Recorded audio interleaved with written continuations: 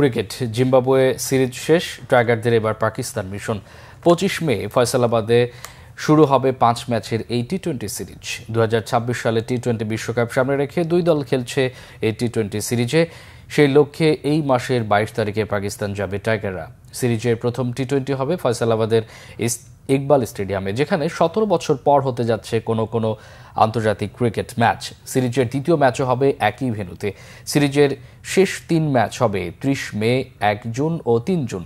এই 3 ম্যাচের ভেন্যু হচ্ছে লাহোরের গাদ্দাফি স্টেডিয়াম। সিরিজের সব ম্যাচই হবে বাংলাদেশ সময় রাত 9টায়। এই সিরিজটি প্রথমে 3টি ওয়ানডে এবং সমান সংখ্যক টি-20 খেলার কথা ছিল দুই দেশের, কিন্তু এবছর টি-20 এশিয়া কাপ এবং আগামী বছর ভারত ও শ্রীলঙ্কার টি-20 বিশ্বকাপের প্রস্তুতি নিশ্চিত করতে ওয়ানডে বাদ দিয়ে সিরিজে 5 ম্যাচ টি-20 খেলবে দুই দেশ।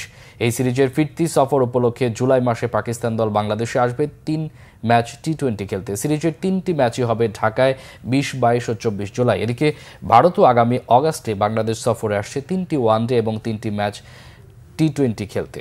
17 আগস্ট মিরপুরে প্রথম ওয়ানডে ম্যাচ দিয়ে শুরু হবে সেই সিরিজ।